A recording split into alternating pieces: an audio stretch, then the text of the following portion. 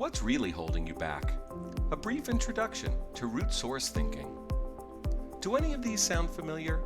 You want to make friends and be loved, but you're afraid of opening up to new people and stepping out of your comfort zone. You know what you want out of life, but you secretly worry that you might not be smart or talented enough to attain your goals. You want to take your career to the next level, but for some reason, you keep seeing opportunities pass you by. You promised yourself that you'd start making healthier life choices, but you struggle to stick to those choices long enough to see results. You long to have the type of confidence you see in other people, but you can't seem to stop second-guessing yourself. It's natural to feel frustrated in the face of these outcomes, especially when you don't know how to fix them, but you'd be wrong to think that you can't change for the better. Modern brain science has taught us that, generally speaking, what's actually holding us back in life, the seeds that always grow into frustrating outcomes, are as flexible as the thoughts we choose to think. The trick is recognizing what those thoughts are and where they come from. What's really going on in your head? There's a lot more than logic that goes into your everyday decision making. Have you ever felt yourself reacting to something as though it were a fact, even though you technically knew it wasn't? Perhaps when you were in school, you felt less than confident about passing an exam, and subsequently found it almost impossible to take the test well? Or maybe you found yourself wanting to lose weight, even though your friends, or even the scale, told you that you were just fine the way you were. This all-too-common experience is called emotional reasoning. First coined in the 1970s by Aaron Beck, the founder of cognitive therapy, emotional reasoning is the process where we create emotional truths, ideas based on our deep feelings about something, and act on them as though they were indisputable facts. Beck discovered that each time a person concluded that their emotional reaction to something was valid, it became their reality. Even when evidence was presented to the contrary, persons would often dismiss or disregard it in favor of the truth that felt right. Let's revisit that test-taking example.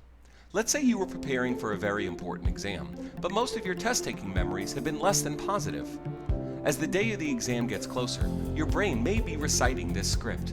I always fail tests like these. What if what I studied isn't on the test? What if I forget everything as soon as it starts? I'm not a good test taker. I'm going to fail. In reality, you may be just as prepared as the next person, but after this internal battle, you're now convinced that the battle's already lost, and your scores will undoubtedly meet your expectations. So where do these emotional reasonings come from? Beck theorized that the spark for such reasonings were negative thoughts, thoughts that are almost imperceptible to the conscious mind. In other words, you are your thoughts. More accurately, there's an order to our lives that starts with our thinking and ends in oh-so-familiar outcomes, and it follows this pattern: thoughts to beliefs to feelings to behaviors to outcomes.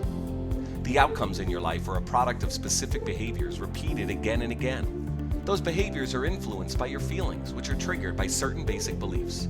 And those basic beliefs, they start from very simple and often erroneous thoughts. This understanding has given birth to what we know as modern cognitive behavioral theory, or CBT, which maintains that your emotions, your root thinking, and your actions all work together to influence your behavior.